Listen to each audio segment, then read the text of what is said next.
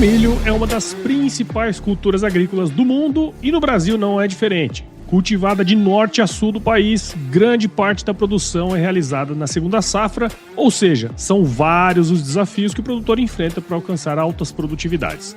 A presença de pragas, plantas daninhas e doenças podem prejudicar o potencial produtivo da lavoura e a qualidade da safra. Por isso, a BASF tem soluções completas desenvolvidas para entregar eficiência e tecnologia para você manter sua lavoura de milho saudável, produtiva e rentável.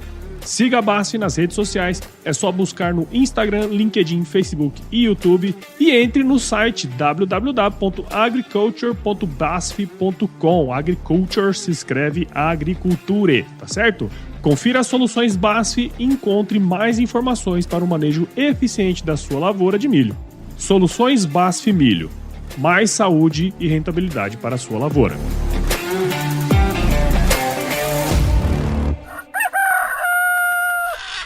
Foi uma luta e teve sacrifícios, igual eu tô falando pra vocês, a época que todo mundo curte a faculdade, que todo mundo festa, que tá todo mundo... Eu não curti, gente, foi pancada, só trabalho, estudo, trabalho.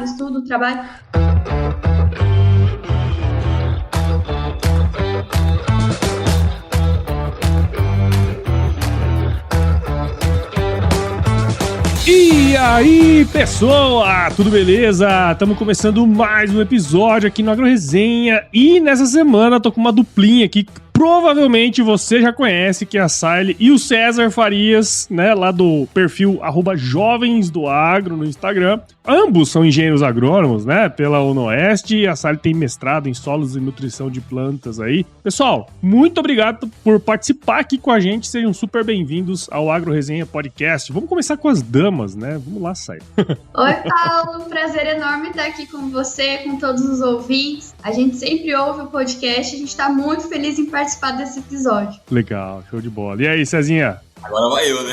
As damas primeiro.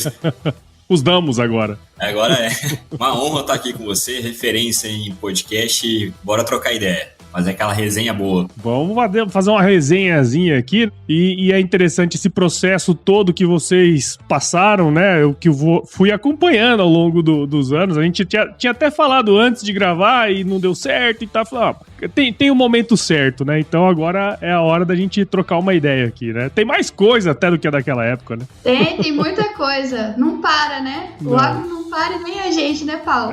É isso aí, graças a Deus, cara. E pra você que tá aí ouvindo agora, já sabe, aqui no AgroResenha, a porteira não tem tramela pra quem busca se informar sobre assuntos ligados ao agronegócio. Então não sai daí, porque esse bate-papo aqui, você já viu, tá muito legal. Firma agora, porque nós já estamos de volta aí.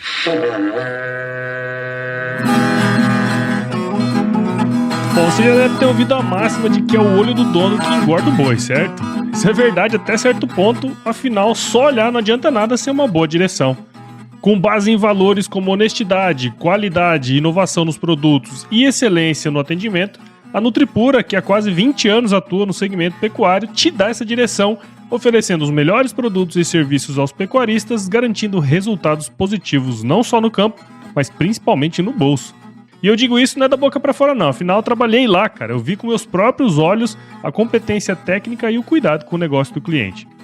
Saiba mais sobre a Nutripura em www.nutripura.com.br e fique ligado nos artigos que saem no blog Canivete, que na minha opinião é o melhor conteúdo sobre pecuária de corte que você vai encontrar na internet. Siga também a Nutripura nas redes sociais, é só chegar lá no Instagram, Facebook, Twitter e YouTube e fique atualizado sobre o que há de mais avançado na pecuária.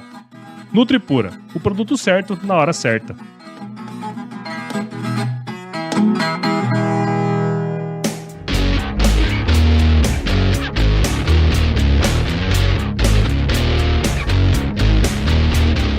Muito bem, estamos aqui de volta com a Saile e com o César. E pra gente começar essa resenha aqui, galera, conta um pouquinho da história aí de vocês pra gente. Saile, vamos começar com você, né? Vou tentar resumir. Bom, como que a gente chegou no perfil Jovens do Agro, né? Vou focar até um pouquinho mais nisso. A gente tinha uma fábrica de fertilizantes aqui no interior do estado de São Paulo, né? E eu era professora na UNOeste, onde a gente se formou em Presidente Prudente, né? Na agronomia agronomia, dava aula para agronomia, zootecnia, veterinária e agronegócio. E não é todo mundo que faz curso de agrárias que tem propriedade, né? A gente faz muitas vezes pelo amor mesmo ao campo, né? E meus alunos viam que eu postava no meu perfil no Instagram a minha rotina de trabalho, quando eu não estava em aula, eu estava na indústria ou eu estava visitando clientes, né? E eles pediam muito para ir a campo com a gente, comigo, né? Professora, me leva para aprender um pouquinho como é que é ir numa fazenda fazer uma venda. E aí eu levava a turma e começou que todo mundo gostou. Aí queria ir a sala inteira, depois outras turmas. Aí você imagina, né? Levar a moçada toda aí pro cliente. Chegou num ponto que eu falei assim, ó, Cezinha, tô numa saia justa, porque eu tô achando que eu vou perder os clientes, né? Porque é muito aluno para levar pro campo. E aí o Cezinha teve a brilhante ideia de criar um perfil no Instagram para compartilhar nossa rotina com os meus alunos. Legal. Isso foi em 2015, Paulo. A gente brinca que quando tudo era mato, né? Mato. Então, eu sempre brincava muito com os meus alunos, que eles eram jovens, né? E aí nasceu o nome Jovens do Agro. Eu acho que a gente foi muito assertivo no nome. E o começo do perfil era um conteúdo extremamente técnico, né? Você imagina, eu professora, pesquisadora, né? E querendo ensinar a turma. E aí chegou num ponto que os alunos foram compartilhando com amigos de outras universidades, o perfil foi crescendo e a gente começou a contar nossa história também de empreendedorismo, né? Como que a gente montou nossa empresa, a gente começou a trabalhar muito cedo, né?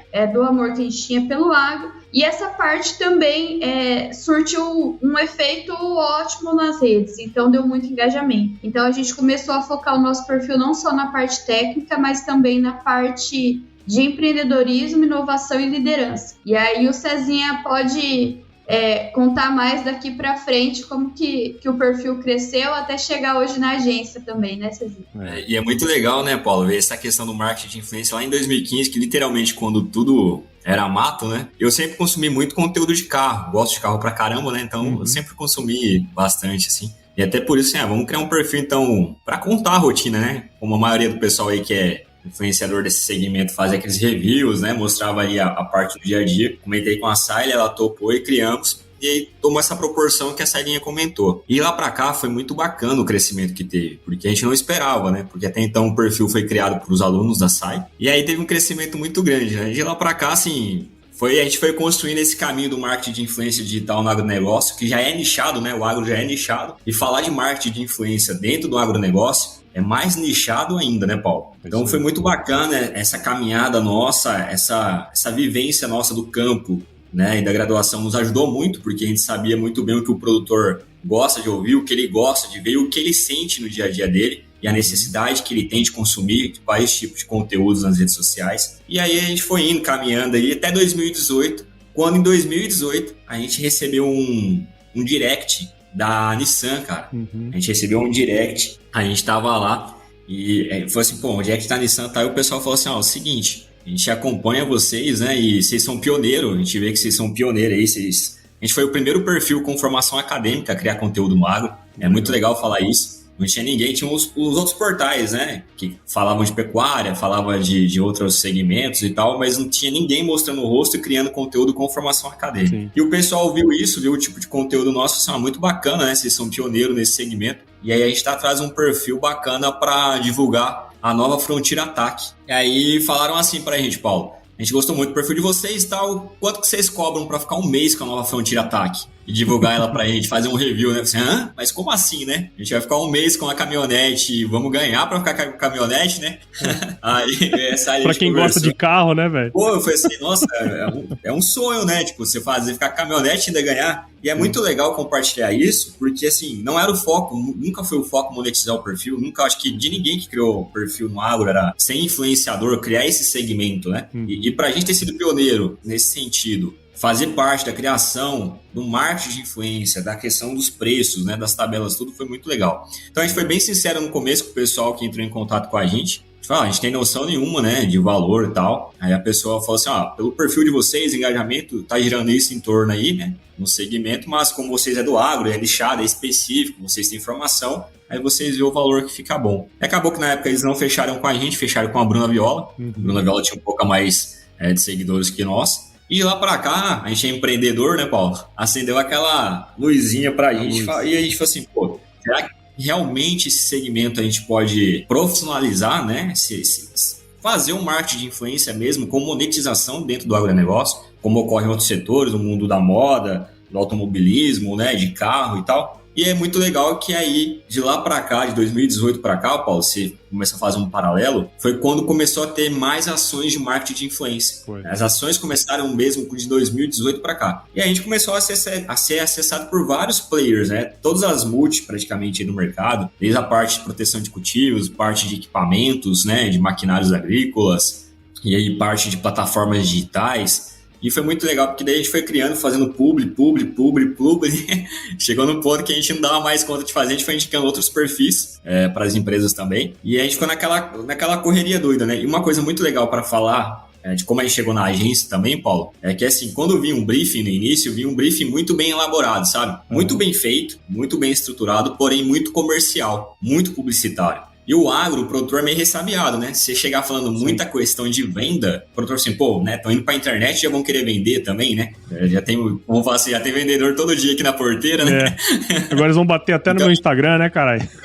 Até aqui os caras estão aqui, até aqui vendendo, pô, né? Foi pro digital, tá vendendo. Então, aí o que a gente prezou, né? A gente foi muito sincero assim, ó, se a gente for falar desse jeito aqui, o produtor vai mandar a gente pra aquele lugar, né? Então, não vai virar. A gente começou a criar campanha de estratégia de marketing digital, de influência, dentro das agências, quanto também dentro do departamento de marketing e comunicação das próprias multinacionais. Então a gente foi falando, isso aqui fica legal falar desse jeito, é mais a linguagem do produtor, essa é a época correta de fazer uma campanha estratégica, essa é a época que vocês têm que abordar para falar de tal produto ou para fazer um reforço de marca. A gente foi falando das datas também, de fazer reforço das datas comemorativas, como a data da agricultura que foi ontem, e outras datas, né, que acontecem por aí. E a gente foi fazendo esse meio de bola e foi indicando os perfis, a gente foi indicando os perfis e foi auxiliando o pessoal a criar conteúdo. E também uma coisa que foi muito bacana, que ajudou muito até chegar na agência, foi que assim, o pessoal antigamente para procurar os perfis, né, vamos procurar o Agro Resenha quem grava podcast. O pessoal clicava lá na hashtag, né, podcast agro, né, para procurar aí, né, e aí encontrava lá, por exemplo, o Agro Resenha que cria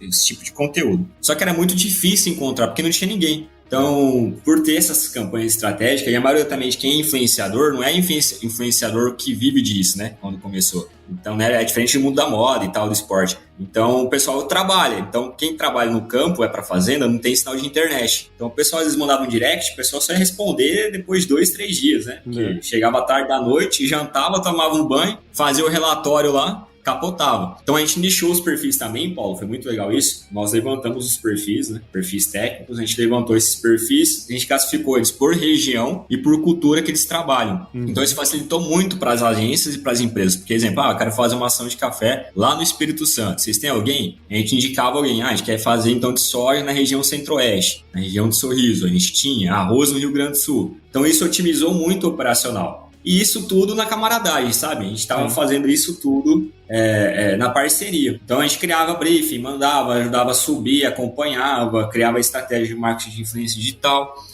Até que eu falei pra Sally, eu falei assim, Salinha, o que a gente está fazendo, isso é finalzinho de 2019, Paulo. A gente está fazendo um trabalho de agência, né? Porque a gente está criando o briefing, a gente está roteirizando, fazendo a calendarização, indicando os perfis, vendo como sobe, né? Mandando o link e tal, serviço de agência. E não tem nenhuma, né, agência especializada 100% no agenciamento de influenciadores do agro no país e nem de criação e cocriação de campanha. Aí eu falei para a Sally assim, Salinha, bora montar uma agência? A Sally, você é louco, tô dando aula. Desse jeito. A gente tava vendendo a empresa de adubo na época, finalizando a parte de venda, né? E a Celinha falou assim, você é louco, né? E a gente ajuda nossos pais aqui também em outras coisas. E aí ele ficou nessa questão, finalzinho do ano e tal, começou 2020 e veio o quê? Pandemia. Veio a pandemia, foi tudo pro digital. No que foi tudo pro digital? Porque cancelou tudo, né? As feiras, os dias de campo. Cara, choveu, Paulo. Choveu empresa, não, a gente tem que criar, tal, vocês conhecem todo mundo, vamos fazer, o que vocês têm de ideia? E aí eu falei pra Sally, falei assim, Salinha, você querendo ou não, eu tô abrindo a JA, marketing digital, né? E a gente foi muito assertivo no tempo também, no time aí de pegar esse início. Então não tinha nenhuma agência, não tem ainda nenhuma agência especializada 100%, né, no agenciamento de influenciadores do agro, nem na criação e cocriação de campanhas de estratégia de marketing digital. E aí, de lá pra cá, cara, assim, um crescimento absurdo. A gente fala que é um bebezinho que trabalha como gente grande, e ver o quanto é legal a gente participar, né, Paulo? Você também, com essa inovação aí, dessa parte, dessa comunicação, né, uma comunicação mais assertiva. A gente consegue tá em vários locais, né? Isso que é o bacana. E o melhor de tudo é comunicar o agro de uma forma como ele é, né? De uma forma simples, de uma forma leve, chamando o pessoal para entender o nosso setor, o nosso segmento, que eu acho que isso é muito importante, né? Não é ir de encontro, não é confrontar as pessoas, mas sim levar uma informação de relevância que faz com que o público que não conhece nosso segmento, ele venha entender o porquê que nós utilizamos de certas técnicas, né? Do modelo que a gente usa hoje. E por mais que eles, às vezes, não gostam muito do segmento do agro, mas eles vão entender melhor toda a cadeia produtiva do agronegócio e o quanto isso é importante, não só para o agro gerar riqueza, mas como faz assim que o agro hoje tem uma importância socioambiental. O agro gera riqueza, gera preservação ambiental, gera trabalho, né? A gente pega aí que várias cidades são desenvolvidas ao redor de agroindústrias, né? Se não tivessem ali, as cidades seriam paradas, né? Só o comércio local não seria possível. E comunicar isso para dentro da porteira, principalmente para fora, para que o público não entende, é muito legal. E uma resumida faz bastante, né?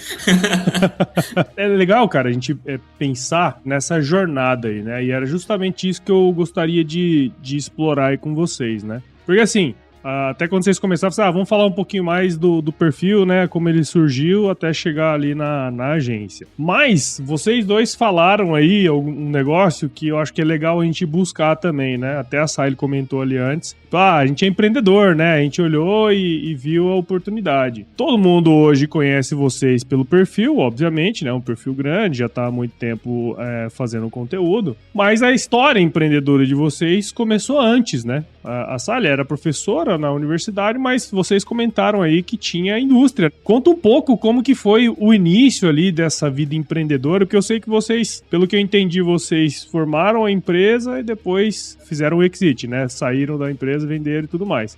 Mas conta como que foi essa experiência aí também, porque eu acho que o sucesso, muito do sucesso de vocês fazendo conteúdo na internet passa não só pela formação em agronomia, mas pela formação empreendedora, de estar ali com o produtor, de conversar, né, de entender esse universo e passar o conteúdo da maneira mais assertiva, né? Eu queria que vocês contassem um pouquinho dessa história anterior aos Jovens do Agro, sabe?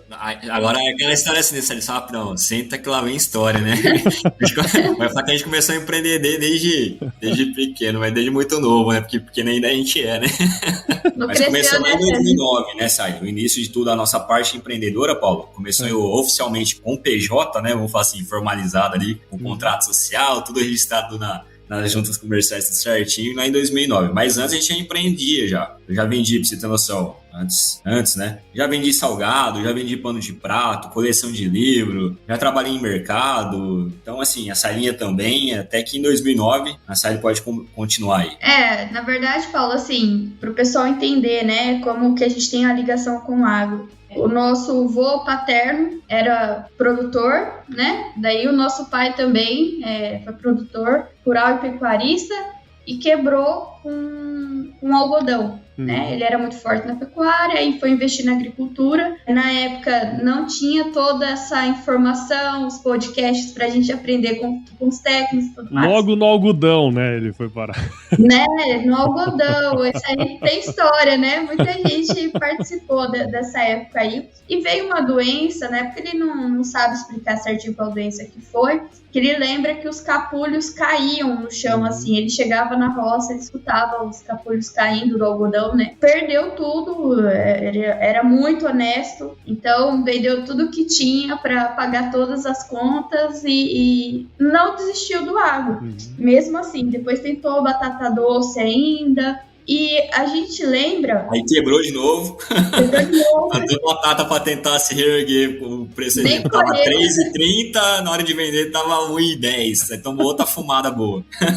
E aí, Paulo, a gente lembra dessa nossa infância, que a gente pegou um pouco dessa parte ainda, né? Mas mesmo tendo quebrado, a gente nunca tem essa imagem negativa, sabe? Que o produtor pode quebrar, que o produtor pode ter problema. Porque o nosso pai sempre falou com tanto amor do setor, ele sempre manteve esse amor pelo agro tão firme com ele, que a gente sempre falava assim, não, a gente vai voltar a ter propriedade, a gente vai trabalhar no agronegócio. Então isso sempre ficou com a gente de uma forma muito positiva, pela forma que ele encarou tudo isso, sabe? Sim. Então a gente guardou isso com a gente. E igual o Cezinha falou, vocês imaginam, o pai quebrou, então a gente teve uma vida tranquila praticamente até meus 11 anos, o Cezinha até os 9, e depois deu uma mudada financeira bem boa, assim, né? Então, eu acho que também vem do DNA, não sei, da gente, que eu tinha consciência de que tinha mudado ali, dali pra frente tinha que fazer diferente. E detalhe, naquela época não tinha coach, mentor, não tinha nada disso, né?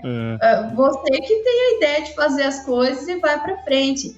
E eu lembro que isso com 11 anos, né? Eu escutei a primeira vez, meu pai e minha mãe conversando sobre essa parte financeira. E aí eu peguei e falei assim, eu vou trabalhar, né? E aí eu peguei, pai, eu quero trabalhar. Meu pai, não, você é muito novinha, você só tem 11 anos. Aí eu insisti tanto que meu pai me pegou e foi no centro da cidade, nos escritórios de amigos dele, e falava, ela quer conversar aqui, né? E eu pedi emprego com 11 anos. Eu acho que ele achava bonitinho na época, mas olha a cabeça que eu tinha, né?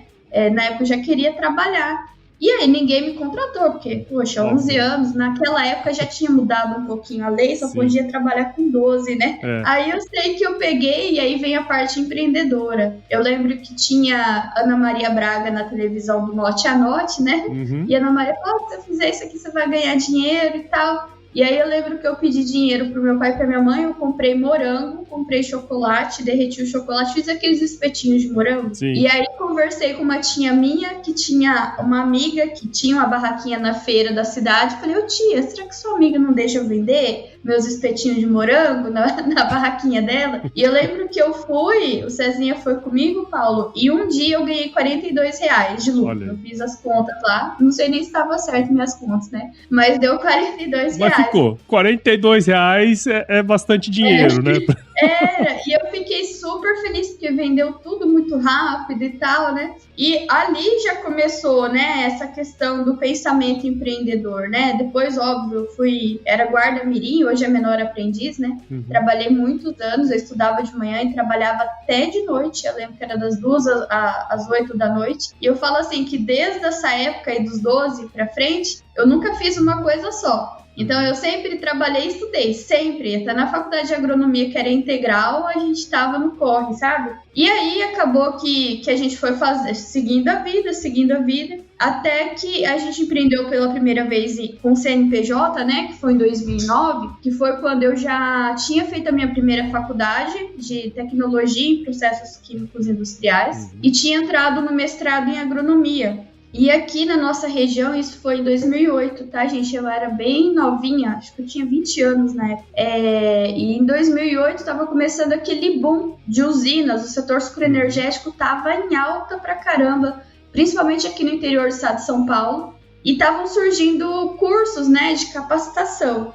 E aí me chamaram para montar alguns cursos, eu montei para algumas escolas. E aí a minha mãe falou assim, poxa, por que você tá montando, você tá dando aula, você tá fazendo isso para várias pessoas, por que você não monta a sua escola de cursos? Por que você não monta isso? Só que nessa época, gente, eu falei para vocês que a gente tinha já passado problema financeiro, e eu já tinha um nome sujo, vocês acreditam? Com 20 anos eu tinha um nome sujo, mas não porque eu gastava com festa, com roupa, não, era porque precisava de dinheiro para ajudar dentro de casa. Então, eu lembro ainda que era o Banco Real, hoje é Santander, né? Você entrava na faculdade, você tinha R$800 de limite. Então, você pegava ali para ajudar dentro de casa, você já pegava dinheiro no banco, você não tinha dinheiro.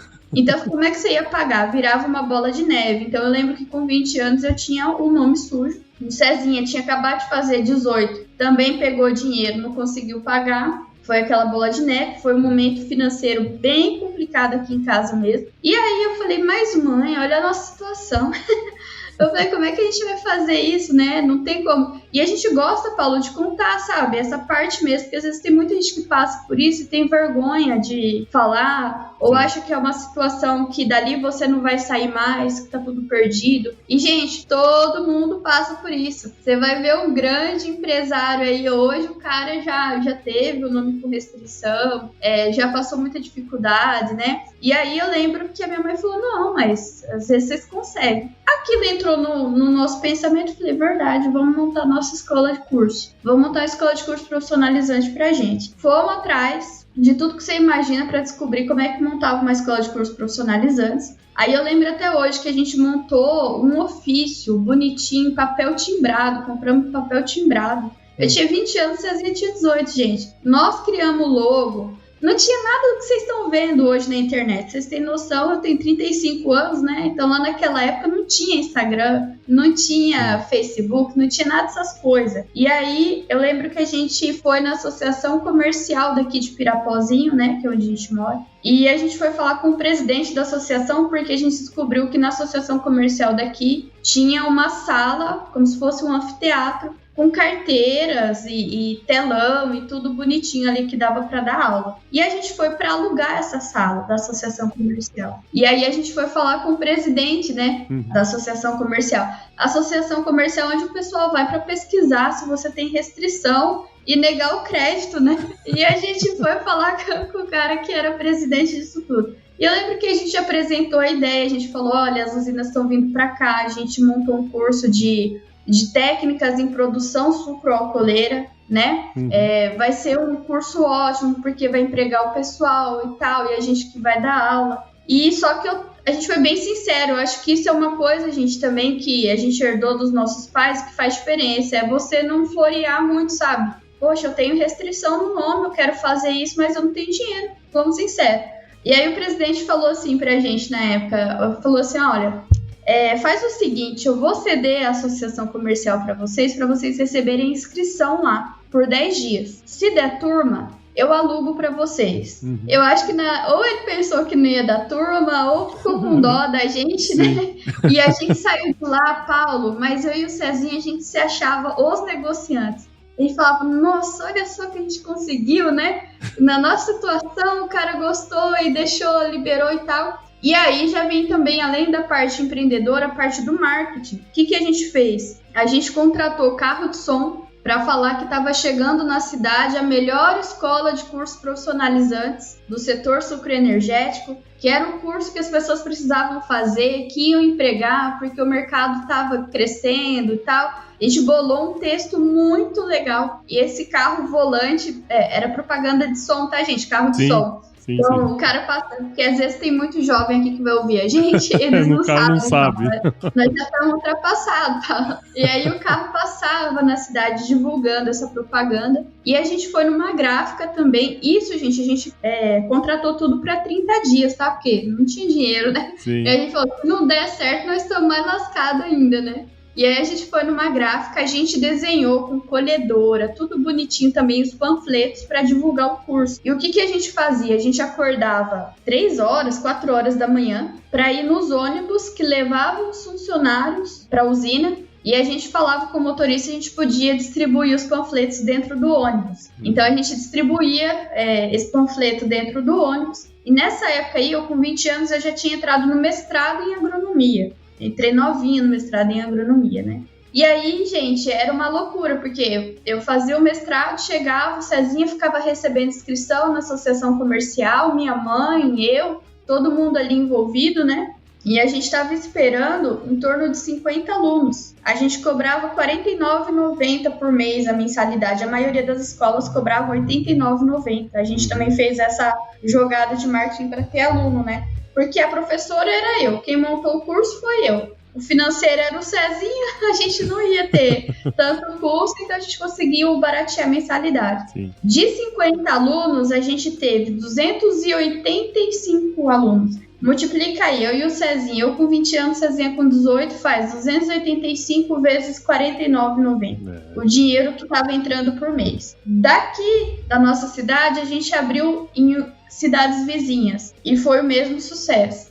Então foi uma época que a gente ganhou muito dinheiro, que a gente foi pagando as contas, limpou o nome e a gente conseguiu entrar na faculdade de agronomia, que a agronomia era integral e era um curso caro.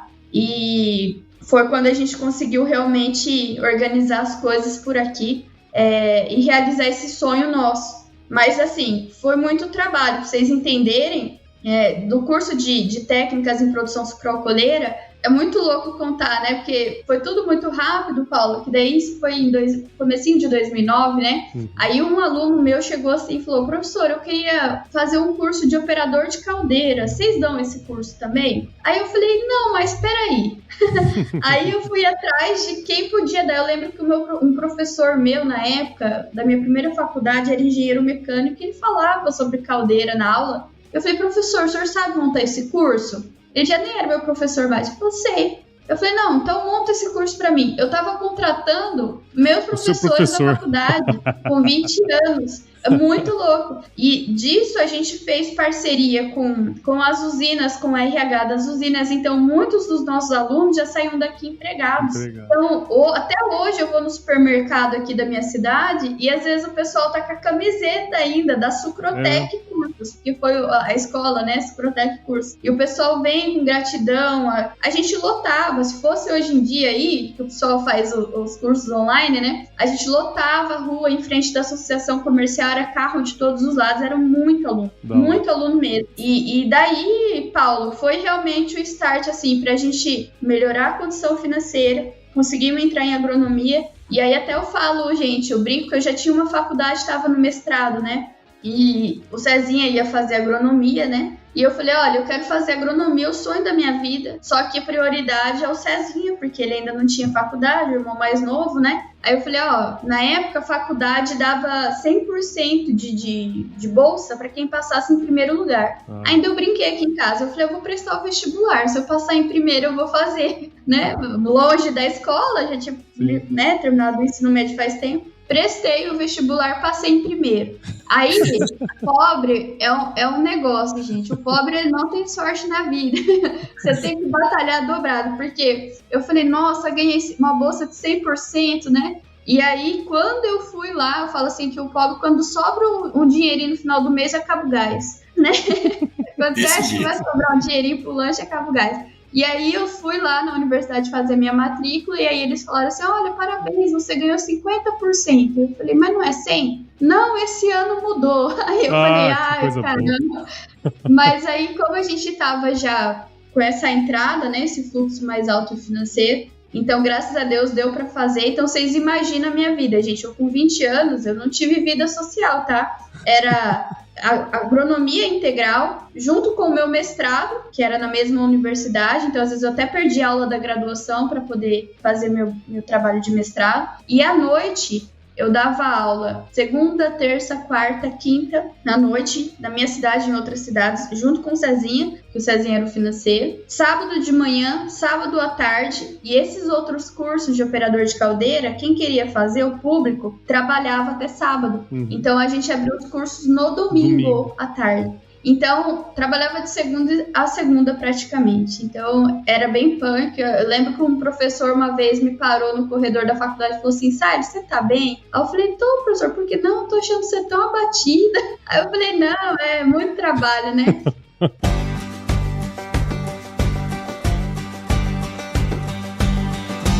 E aí, tá curtindo o bate-papo, cara? Espero que sim. Mas eu tô passando aqui para te dar um recadinho. A missão da Stoller é transformar conhecimento em inovação para a agricultura, gerando valor a todos os envolvidos. Por mais de 50 anos, ela transforma conhecimento em inovação no esforço de impulsionar as culturas a alcançarem seu máximo potencial genético e atingir altas produtividades. E quando se trata de conhecimento, você pode encontrar tudo sobre fisiologia, nutrição e biologia de plantas no podcast Campo On, produzido pela Stoller.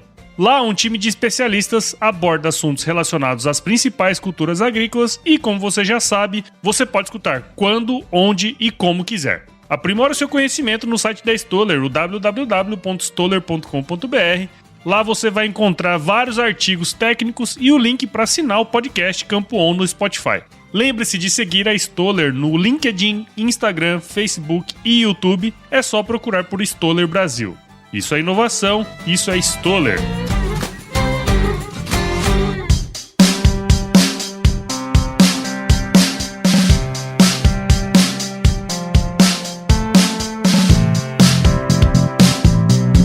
Eu sinceramente não sabia dessa experiência de vocês dos cursos, né, cara? Eu acho que essa é uma coisa muito louca, né? É um insight bem interessante que vocês dão aí, né? Porque, assim, a gente pode passar por uma série de dificuldades, né, cara? E vocês falando me lembra muito também, se eu não estiver enganado, da fala do Rufino, né? Do catador de latinhas lá, de coisa, né? Que ele fala justamente isso, ó, eu quebrei a empresa, mas eu não quebrei a confiança com ninguém, né? Então, no fim das contas, você falar a verdade, você ser aberto, né? Assim, é condição super importante para o sucesso de qualquer pessoa, né, cara? Então, acho que isso aí é um insight bem legal aí que vocês trazem e aí deu um fôlego, né, para vocês conquistarem os sonhos aí de vocês também, né? E aí chegou na ideia aí da indústria, cara. Conta aí, Cezinha. Então, sempre foi também o sonho desde de criança, eu falei desde pequeno de novo, né? Mas caramba, a gente não cresceu, eu tenho que falar desde de infância, né? Desde novo. A gente sempre falava que queria montar, a gente sempre falava que queria ser cientista, né, Sai? Sempre a gente falava assim, acho que era o Pink e o cérebro, sabe? Vamos dominar o mundo, era brincadeira nossa. A gente formou e tal, e falou assim, vamos conhecer realmente como funciona o agro. A gente foi pra Sorriso, moramos um ano em Sorriso, tanto eu quanto a Celinha, a gente foi professor universitário lá na faculdade, e a gente sempre teve o sonho de montar uma fábrica de fertilizante, de organomineral. Só que precisava capitalizar mais ainda, né? Que é um bom investimento para fazer. E a gente conseguiu fazer mais um pouquinho de pé de meia. Voltamos, só que aí nós voltamos, só que para todo início de projeto tem que fazer um projeto piloto, né? Para ver se aquilo ali vai ser viável economicamente ou não. E no início a gente voltou, um pouquinho de capital, mas até fazer o negócio andar, vamos fazer o teste, né? E o teste foi eu manualmente lá peneirando esterco de galinha, cara. Peneirando esterco de galinha poedeira. Eu mais um pessoal lá. Cheguei a peneirar, eu mais pra você ter noção, 8 toneladas. Teve dia assim que pegou mais cedinho, né? Era pancada, até 10 chegamos a fazer. Deixa eu falar aqui, Cezinha. O Cezinha chegava à noite, Paulo, ele tinha febre, porque o esterco de galinha, né, libera lá, a gente sabe os gases e tudo mais, ele tinha contato direto ali, mesmo com máscara, tudo, ele chegava à noite, ele tinha muita alergia, tinha febre e dor muscular por conta do esforço físico, né? A gente peneirava tudo certinho pra tirar as impurezas e mandava a gente separava pra fazer as leiras pra fazer a compostagem, né? Sim. Então a gente começou, Paulo, fazendo todo esse projeto que a gente tinha, fazendo todas as formulações, sempre com essa visão de fornecer matéria orgânica para o solo, fornecer micro-organismos, e a gente foi fazendo. Então, de início, a gente peneirava, fazia todo o processo de compostagem, e a gente fazia um organomineral ali farelado, né? Então, a gente comprava o NPK, fazia pequena escala, né, até então, para viabilizar, para ver como isso seria. A misturadora era uma betoneira, Era uma betoneira. Parece na história do pessoal lá acho que é da Maná, acho que era da Maná, né? Que ele começou também, acho que na betoneira, se não me engano, da Iringer, não lembro agora qual que é. Acho que é Maná. Uma história, um deles aí é parecido assim.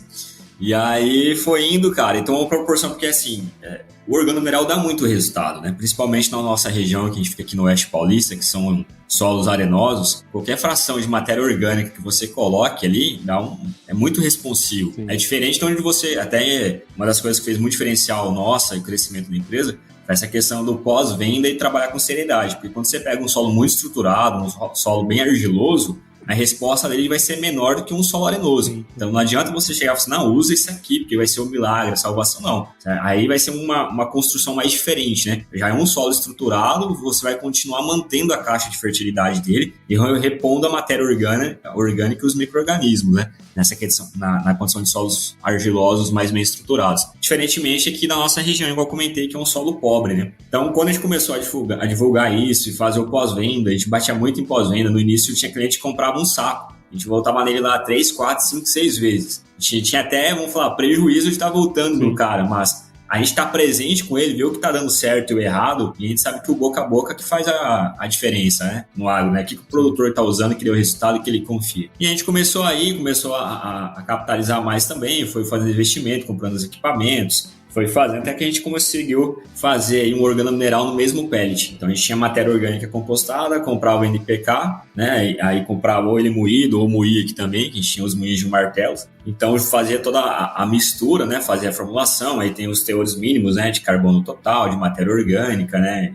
Questão de retenção de água, tudo. e fazia um organomineral no mesmo pellet. E isso foi muito bacana, porque até antes desse processo, voltar um pouquinho, né? Pulei uma parte. A gente fazia mistura de grânulos do pellet da matéria orgânica junto com os grânulos do NPK, né? E os micros. Então a gente fazia mistura de grânulos. A gente viu que a necessidade de dar uma tecnologia a mais, fazer um up a mais, que é juntar tudo no mesmo pellet, para evitar possíveis aí questões de segregação na hora de aplicar, né? Na plantadeira aí nas caixas. Por mais que a gente mencionava os pellets mais ou menos aí com o mesmo peso, né? E densidade do grânulo do mineral, isso poderia acontecer. Então a gente profissionalizou, então a gente conseguiu fazer isso aí tudo no mesmo pellet e foi uma caminhada legal nessa área de formulações, de pós-venda e tudo. E até que chegou em 2019 que a gente apareceu uma oportunidade que daí a gente acabou vendendo, não era a intenção nossa. Até nossos pais e nossa mãe falaram assim, apareceu essa oportunidade, aproveita, porque vocês só... O que vocês fizeram até hoje na vida? A gente só trabalhamos. Eles, então aproveita um pouquinho pra vocês dar uma respirada, né?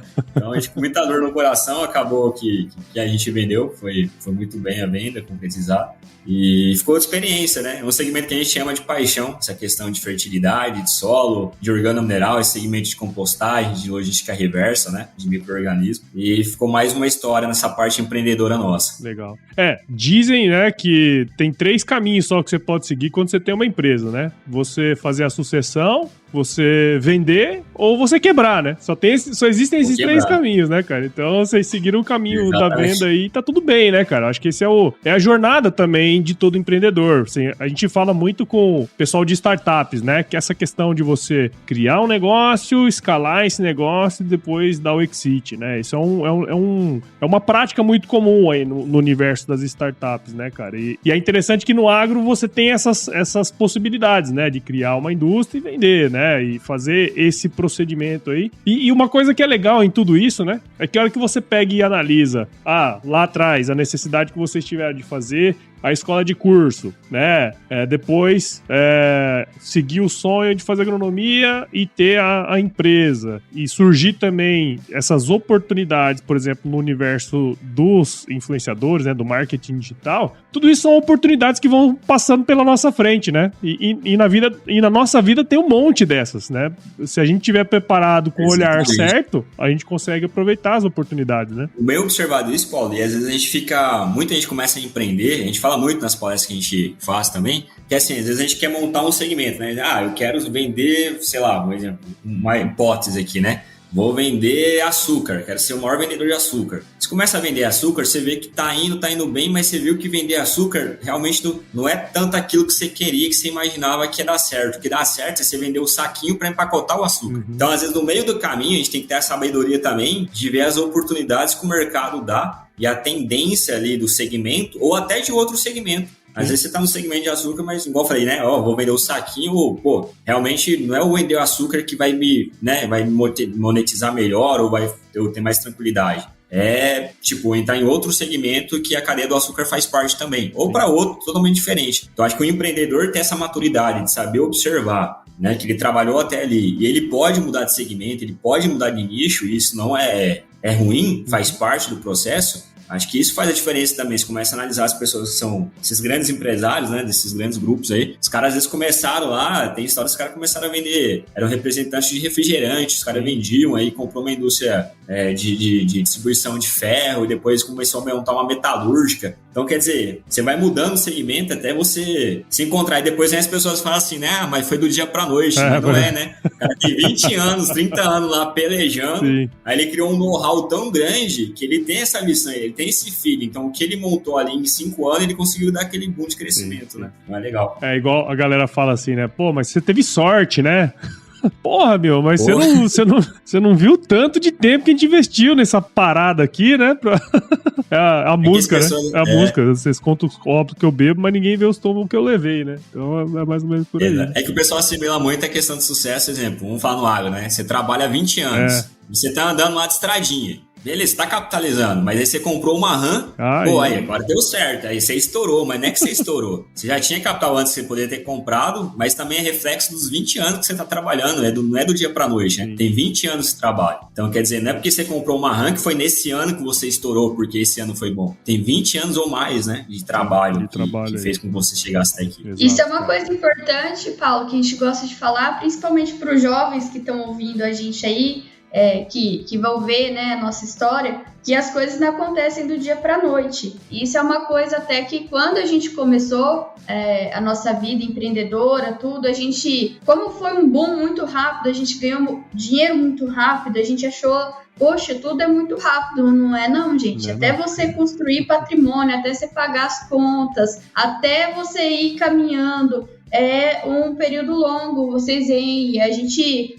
jovens do agro no Instagram, mas eu tenho 35 anos e o Cezinha tem 33. Então, às vezes, você tá saindo da faculdade hoje aí com 21 e você tá achando que vai ser tudo assim, vocês vão ver a gente aqui e vocês vão estar assim, igual a gente no ano que vem. Pode ser que esteja, que você tenha uma ideia aí muito útil, né, e muito viável financeiramente. Inclusive, nós queremos isso, né? Queremos que você dê certo, tá? Sim, queremos. Nós queremos que vocês cresçam rápido. Mas o que a gente quer mostrar para vocês é que isso aí é 1 em 1 milhão.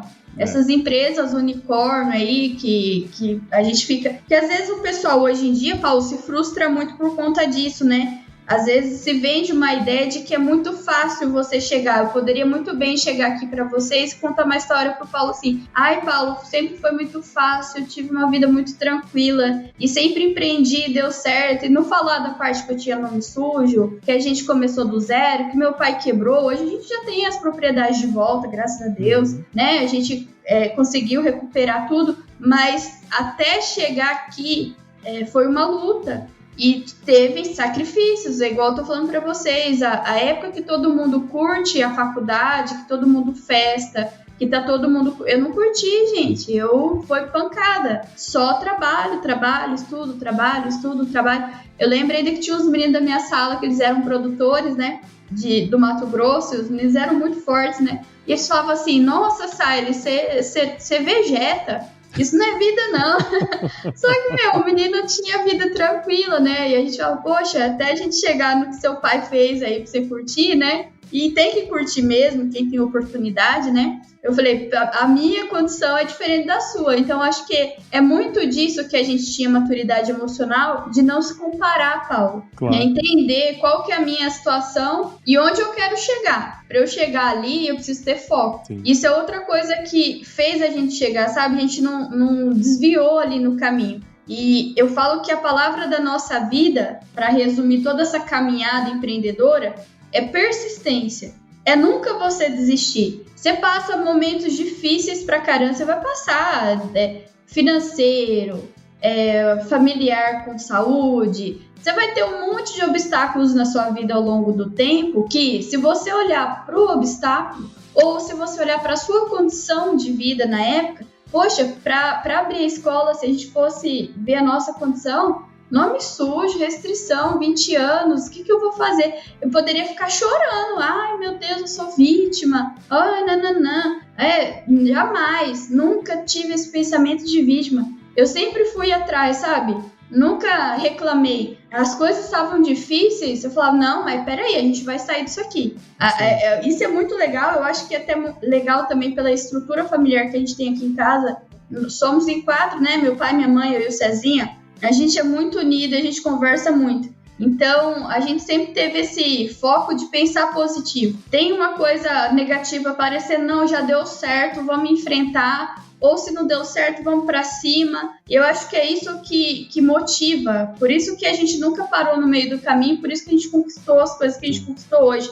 E se eu olhar para trás e fazer um balanço da vida assim... Cara, eu não me arrependo de nada, Paulo. Eu faria tudo de novo, porque acho que foi todos os estresses que a gente passou, todas as dificuldades, todos os obstáculos, que hoje eu tenho 35 anos. Se você me for para conversar com um grande aí, empresário, executivo aí de 60, 65 anos, a gente conversa de igual para igual. Sim. As coisas não assustam mais a gente. E às vezes a gente vê que tem gente na nossa idade que ainda está começando, né? Ainda não lidou com tanta frustração como a gente já lidou na vida. Sim. Então, gente, até as dificuldades fortalecem a gente, são benéficas para usar um dia na vida, né? Principalmente as dificuldades, né? Isso é legal você trazer isso, né? Porque isso é um pensamento bastante estoico, né? Se a gente for parar para analisar, que não tá fora da nossa área de atuação, a gente não tem muito o que fazer, né? Mas o que tá na nossa mão, vamos pegar aí e vamos fazer, né? Eu acho que esse é um É um recado bem interessante. E levando em consideração toda essa história, né, toda essa caminhada de vocês, a gente já falou também sobre a agência, né, sobre como vocês começaram a trabalhar essa questão do marketing digital. Pra gente ir pros finalmente aqui, queria saber de vocês, assim, como tem sido essa experiência, né, do mundo da influência com a agência e, principalmente, para quem estiver ouvindo aqui a gente agora, quais são as oportunidades que vocês enxergam por estar no mercado e que muitas vezes as pessoas ainda não estão atentas a isso? Teria como vocês falarem um pouquinho disso aí? Hoje a gente fez um levantamento empírico, vamos falar assim, nada oficial, né? Mas por pesquisa interna aqui do nosso time da agência, cerca de 80% do que aconteceu no marketing de influência nacional com influenciadores, ação com influenciadores, contando o ano passado, tá? Daqui pra frente a gente vai esperar fechar o ano, né? 80% passou diretamente pela JA, marketing digital, direto e indiretamente, tá? Então, igual a Cezinha falou, é um bebezinho que tá trabalhando igual gente grande, né? E o que a gente vê que é o nosso diferencial, foi o nosso diferencial desde o começo. E aí até outros profissionais de outras áreas se inspiraram na gente, né? Para fazer algo parecido. Nós somos agrônomos. Isso é uma diferença, gente, que a gente precisa somar hoje no marketing de influência com o mercado publicitário. Então, o mercado publicitário, eles sabem muito bem, entendem muito bem dessa parte publicitária, mas às vezes o pessoal do marketing mesmo, dessa parte de estratégia, raiz deles, que eu falo, pessoal com essa formação em comunicação, jornalismo, em relações públicas, eles não têm a vivência que a gente tem no campo. Então, esse olhar e essa vivência nossa do agro foi o nosso maior diferencial, foi o nosso sucesso, a chave de sucesso hoje, porque a gente sabe comunicar o que a gente vive.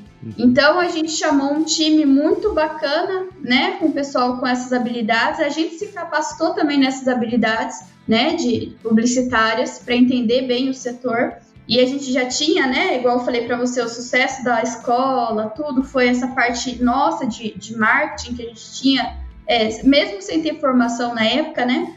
E eu acho que esse é um grande diferencial. Hoje, os briefings já vêm para a gente, as ações vêm com a gente desenha do zero para muitas multinacionais tudo isso, com a exigência de que o influenciador tenha formação técnica, ou seja produtor ou filho, esposa de alguém que está no agro, mas que tenha vivência, Paulo. Então, hoje, a comunicação que a gente quer passar no marketing de influência é uma comunicação verdadeira. De novo, né? Uma coisa verdadeira. Hoje, o agro, o marketing de influência no agro está em alta, está na moda. Muita gente gosta, muita gente se identifica. Isso é muito bom para o nosso setor.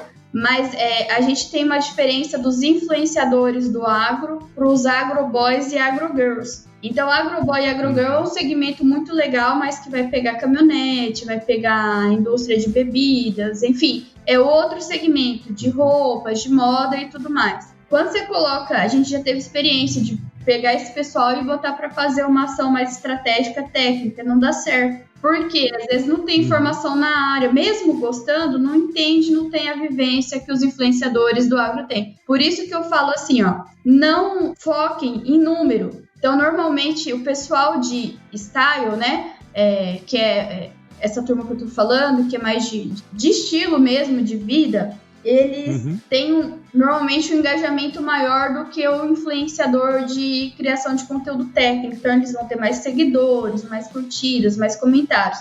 Não foquem nisso.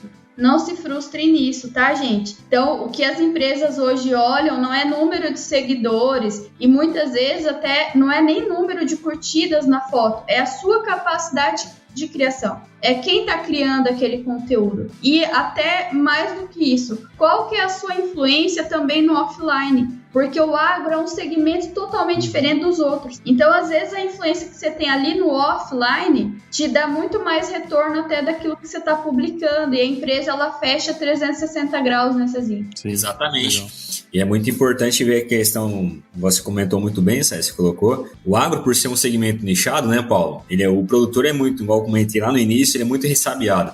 Então, ele não vai ter credibilidade e confiança de alguém que possa uma coisa, vamos falar assim, uma rotina muito desse estilo de agroboys, né? Sim. Você pega um cara para comunicar, às vezes, uma solução tecnológica de mercado. Uma ostentação, né? Um estilo mais ostentador, assim. Né? De dancinha, de festa, de rolê, para falar sobre uma tecnologia, sobre uma inovação, o produtor não vai ter aquela confiança. Sim. Porque o cara não tem aquela vivência, ele tá mais afim de viver a vida, o cara que tá criando esse tipo de conteúdo. Agora, quando você pega um perfil que tem formação acadêmica ou é produtor, né, por mais que não tenha a formação, mas tem aquela vivência, sabe, às vezes até muito mais que se formou, você passa uma confiança extremamente grande pro produtor, porque ele se identifica com aquela rotina da pessoa, com aquele tipo de conteúdo, com aquela problemática que ele está enfrentando no dia a dia, e ele leva em consideração aquela sua informação que você criou. Então, o segmento hoje do agro, e qual que é a importância do influenciador do agro? Acho que eu bato muito com as empresas multinacionais, e as nacionais também. A gente é um ponto de acesso, é um ponto de referência para o produtor. É um meio termo do caminho ali, tipo, eu quero saber uma informação relevante sobre fungicida, fertilizante, plataformas digitais de comercialização. Eu sei que o Paulo criou conteúdo com alguém, eu vou lá e vou escutar e vou procurar a pessoa. Então, acho que a gente tem uma responsabilidade muito grande, enquanto influenciador do agro, com esse tipo de perfil técnico, de criar formação, de criar conteúdo de relevância, porque a gente serve um ponto de referência. Sim. Então, toda hora que o produtor tem uma dúvida, ele vai procurar um perfil ou algum tipo de conteúdo ali que, de alguma forma, vai fazer com que ele tome uma decisão mais assertiva. Seja ele entrando diretamente em contato com o influenciador ou entrando diretamente com o corpo técnico da empresa que tem aquela solução a oferecer para o mercado. Claro. Então, eu acho muito bacana isso. E um outro ponto também, Paulo, que faz toda a diferença no marketing de influência, principalmente, moçada, para quem está nos ouvindo aí, para o segmento do agro, o nosso segmento, a gente leva muita paulada todo dia, né? De todos os lugares vem paulada, pedrada, vem tudo. Daqui a pouco tá vendo até meteoro, né? Se bobear.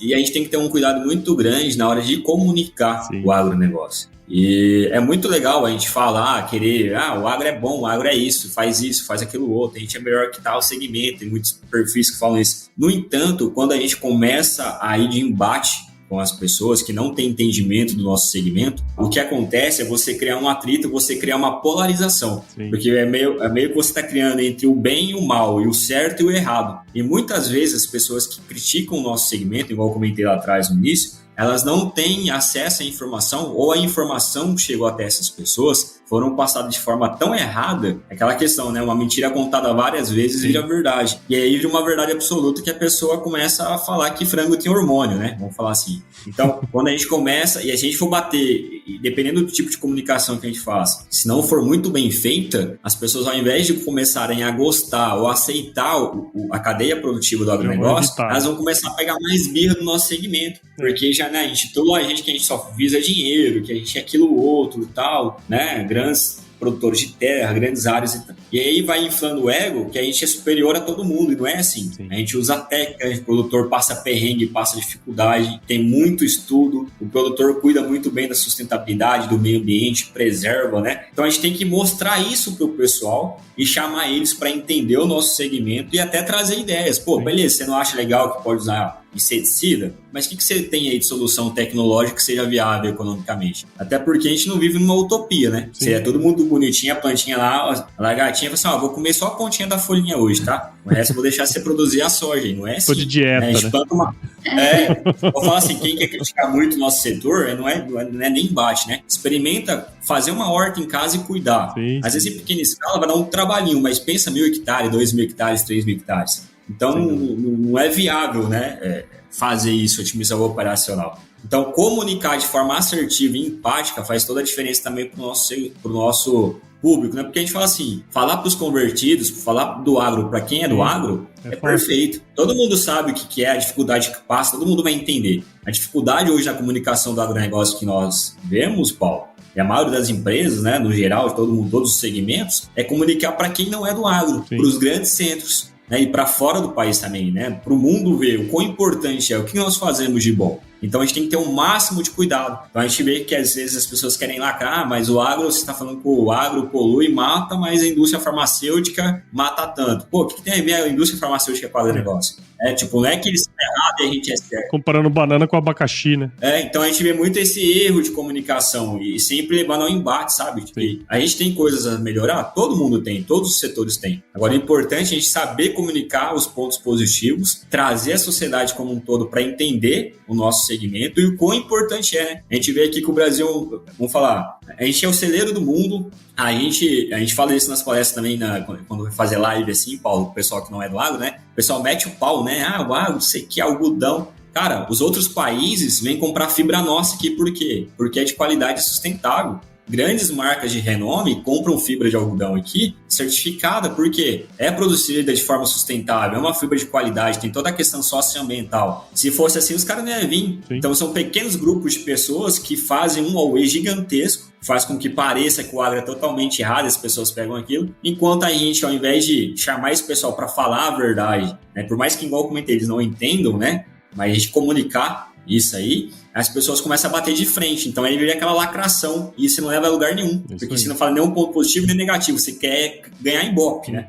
Então acho que é muito importante saber definir isso, né, Sally, também, para comunicação. Ô Paulo, falando também do marketing de influência, tem espaço para todo mundo, tá, gente? A gente precisa de mais influenciadores técnicos que são autoridades no assunto. Isso foi uma coisa que a gente fez aqui na agência. A gente caracterizou também esses perfis. Então, temos os perfis que têm habilidade de comunicação, que são os apresentadores. Tem os aspiracionais, que têm habilidade com foto bonita, que é aquela foto que você vê no Instagram, dá vontade de você estar lá na lavoura. Tem também os perfis que têm até uma questão mais humorística, né? No dia a dia tá colocando ali os professores. Enfim, gente, tem uma infinidade, os perfis focados só em maquinários, perfis voltados em hortifruti, até um gap que a gente tem, né, os perfis que divulgam mais a produção de frutas, GHF no geral, né, a gente vem muita ação pra gente aqui. Produção animal, né, Sally? Produção animal, né,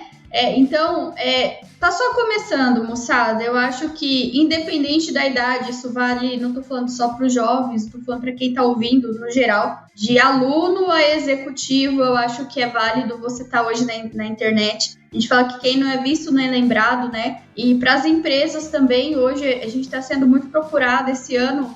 Desde o finalzinho do ano passado, muitas empresas que nunca fizeram nenhuma ação de marketing com influenciadores estão buscando os influenciadores porque elas querem se tornar conhecidas no país. Legal. Então, o fortalecimento de marca e até o conhecimento, a apresentação da marca para o país hoje está sendo feito através dos influenciadores. Olha que legal esse dado, né? Show. Então, é um mercado enorme, tá? Então, para vocês entenderem, assim, dá para construir um conteúdo legal e isso ser um suporte à sua profissão, ou realmente a gente hoje já tem aqui na agência influenciadores que o foco principal é ser criador de conteúdo, porque construíram já uma base forte de confiança e relacionamento com as empresas, que hoje consegue já monetizar de uma forma que eles não precisem ter outra fonte de renda. É o que a gente estava falando desde o início, né? Existem muitas oportunidades nesse mercado, né? E vocês estão aí para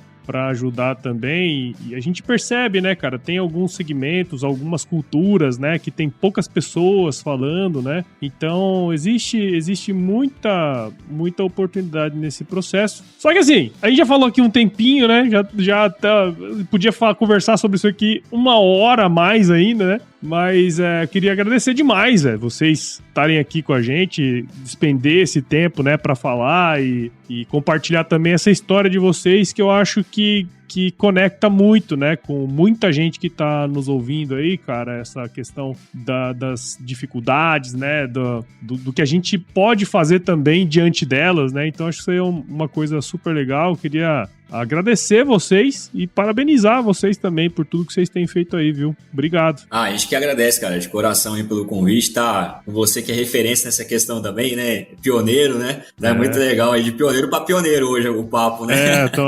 Todo mundo abriu picada aqui, né? Desse jeito. Então a gente que agradece de coração mesmo o convite, a gente espera de alguma forma aí tá motivando alguém, né? Fazendo que todo mundo aí consiga alcançar seus objetivos, seus sonhos, suas metas. E não desiste, moçada. É trabalhar, é foco, é persistência, é levantar a bunda da cadeira e fazer acontecer, né? É desse jeito. Paulo, também agradeço de coração o convite. É uma alegria enorme estar aqui com você, né? A gente que é ouvinte do podcast está participando aqui também. A gente fica muito feliz. Espero ter tocado aí os jovens, quem está ouvindo, a não desistirem dos seus sonhos, a batalhar independente das dificuldades que tenha. Lembra da nossa vida aqui, que não foi fácil, né? Hoje é muito legal que hoje a gente chama o pessoal que se formou com a gente para ir num barzinho e o pessoal tá trabalhando e hoje a gente consegue ir e a turma não consegue. A gente fez o inverso, né? O inverso. Então, assim, também quero deixar uma frase que eu gosto de falar sempre para a turma, que é: nunca ouça críticas construtivas de quem nunca construiu nada. Porque às vezes você quer empreender e aí não é de longe que vem as críticas, gente, é de perto, às vezes familiares, amigos próximos, e às vezes tenta te balançar ali. E, cara, escuta o seu coração, coloca Deus na frente, vai pra cima. Você sabe o que você quer e você só você. É você por você, você é capaz de chegar onde você quer. É você que entende do negócio que você quer fazer aí pela frente. Então, fica essa mensagem para vocês e persistência, gente. Lembra da palavra aí da nossa vida. Persistam no sonho de vocês. E sonhar grande, sonhar pequeno, parece clichê essa frase, Paulo. Dá o mesmo mas trabalho. Dá o mesmo trabalho. Então vai, só vai. É isso aí. Né? E tem que começar, gente. Tem que começar. Tira a ideia do papel. Não fica só projetando, sentado na frente do computador, só planejando. A ação. Se não tiver ação, você vai ver as coisas acontecendo para os outros e não para você. Isso aí. Então é isso, né? O mundo é de quem faz mesmo, né? A gente ouve muito isso hoje em dia, que tem bastante palestrante aí, mas é que todo mundo passou a mesma coisa e a verdade é a mesma para todo mundo, né? Só para finalizar, né? O agro é muito isso. Se você não tiver ação de cultivar o solo, de preparar ele, colocar a sementinha, plantar, cuidar, esperar o ciclo e colher, que é todo um trabalhão, você não tem a safra. É isso aí. É isso aí. Então é isso. Verdade. Muito bom. É isso aí, gurizada. E como que quem tá escutando aqui a gente pode acompanhar o trabalho de vocês? Sigam a gente no Instagram, @jovensdoagro. Também estamos lá no TikTok, também começando por lá. Ó, lá nós estamos começando, hein, moçada? Tem uma turma já fazendo muito sucesso por lá. Sigam a gente e quem tiver interesse em conhecer mais sobre a agência é a JA Marketing Digital. Pode nos acessar via Jovens do Agro, também tem o perfil da agência, ja.agência.agro. Tem o nosso e-mail lá, entre em contato com a gente que vai ser um prazer somar com vocês. Show de bola. Bom, galera, agora vamos para uma parte super importante aqui desse podcast, que é o nosso glorioso quiz, né? Vamos nessa? Bora lá! Quiz! Ó, galera, perguntas são bem simples, não tem pegadinha, tá? Vocês respondem a primeira coisa que vier à cabeça aí. Vamos começar com a Sally. Todas as perguntas vão começar com a Sally. Sua música antiga predileta, Sally? Minha música antiga predileta? Evidências. Ah, mas isso aí é o hino, né? Então, assim, a cada 10, um fala Eu podia falar alguma da Xuxa, que eu peguei essa época também, dos Ursinhos Carinhosos. Vai Evidências, Paulo. Bom demais. E você, Cezinha? Cara, nome de música, se eu te contar que eu sou péssimo pra lembrar nome e letra de música, mas assim, Milionários é rico, né? Tem várias músicas, mas qual aí vai? Nesta longa estrada da vida, tem várias, né? Essa aí, nessa longa estrada da vida, tem várias. Mas nome é difícil eu lembrar, cara. É só aquele cara que eu busco lá no Google as frases pra achar o nome. As frases, eu também sou esse cara aí. Eu sou esse cara aí também. E conta aí pra gente qual foi o lugar mais legal que vocês já visitaram. Pantanal. Ó, foi até junto. Aí.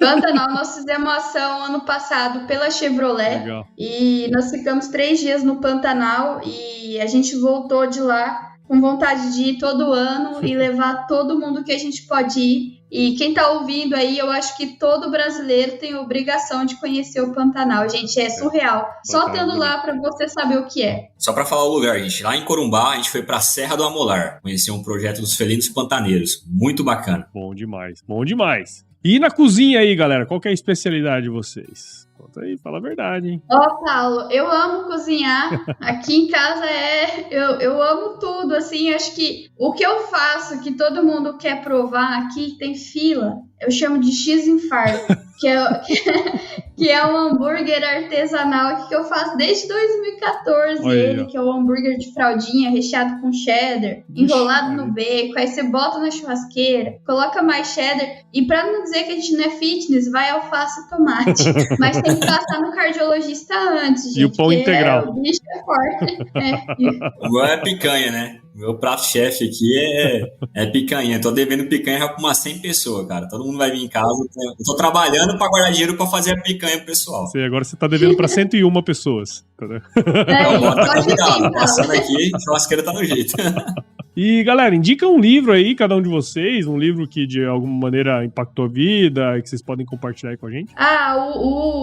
Eu acho que um que eu gosto muito, que reflete muito o que eu penso da vida com a maturidade, é a arte de ligar o foda-se, né? Assim, do Mark Manson, né? Né? Então você tem que estar nem aí pros problemas, pros outros, pro que acontece, vai pra cima, e é bem isso do que eu falei pra vocês. O livro reflete muito tudo isso que eu penso pra encarar a vida de uma forma mais leve, né? É isso aí. Um que eu leio, todo mundo já leu, mas é bem legal a pegada do cara de concretizar as coisas, é o Segredo da Mente Milionária, né? É mais ou menos aquilo, você tem que ter teu sonho, independentemente do que você acredita, e correr atrás e ver enquanto na caminhada vai dando de direção pra você e fazer, né? Fazer acontecer. Bom demais. Bom, galera, e agora pra finalizar mesmo de fato, se vocês se encontrassem com seus eus de 17 anos agora, hoje, qual seria o melhor conselho que vocês se dariam? Olha, esse é difícil, mas eu acho que uma coisa minha, assim, que eu tive que ter muita maturidade, assim, pra aprender, eu sempre fui boazinha demais, Paulo. Muito boazinha de não saber falar não. Eu acho que aprender a falar não é libertador. Então, eu falaria assim, aprenda a falar não quanto antes, para não se sobrecarregar tanto com coisas desnecessárias, e talvez até ser muito gente boa com quem não tem necessidade de você agradar, por sempre estar falando assim. A minha mãe fala uma coisa assim, que é melhor você ficar vermelho de vergonha na hora de falar não e falar o não, do que depois você ficar roxo de raiva porque você falou sim e você tá estressado ali, porque você aumentou sua demanda. Então é isso, gente, aprenda a falar não. É libertador. É mesmo,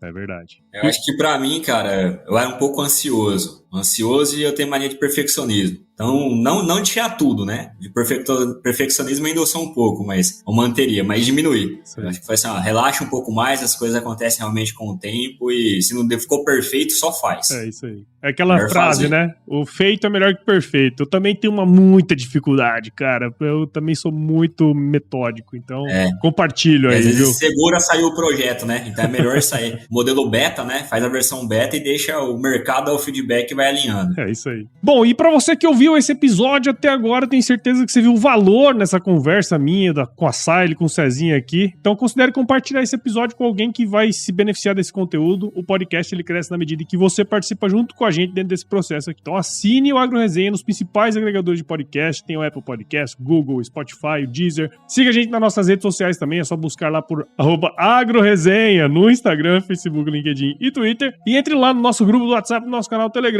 O link tá lá no nosso site, www.agroresenha.com.br. E escreva pra gente para contato@agroresenha.com.br se você quiser mandar sugestão de entrevistados, mandar um oi. A gente adora receber ois. Também acesse a Rede Agrocast, a maior, mais bonita e fofa rede de podcast do agro do Brasil. Então, se você quiser ouvir outros podcasts do agro, só colar lá em redeagrocast.com.br. Beleza? Cezinha, Saile, muito obrigado. Adorei a conversa, adorei conhecer a história de vocês. Tenho certeza que tocou aí muita gente, viu? Muito obrigado mesmo. Acho que agradece, cara, mais uma vez. Obrigada de coração, Paulo. E em breve aí, só chamar que a gente vem conversar com você, com os ouvintes do Agro Resenha. E estamos esperando aqui, viu? Agora acho que o próximo podcast seu tem que ser gravado aqui com a Cezinha e o meu infarto. Verdade. Eu ia falar exatamente isso. Então, mais uma vez, cara, brigadão de coração, obrigado a todos os ouvintes aí. Show. E bora pra cima, moçada, bora produzir. É isso Sucesso, aí. Paulo, sucesso, pessoal. Pra nós. E eu sempre me despeço dos meus convidados com uma frase de muita sabedoria, que é a seguinte: se chover não precisa molhar a horta, não, viu, gurizada? Bom demais, bom demais.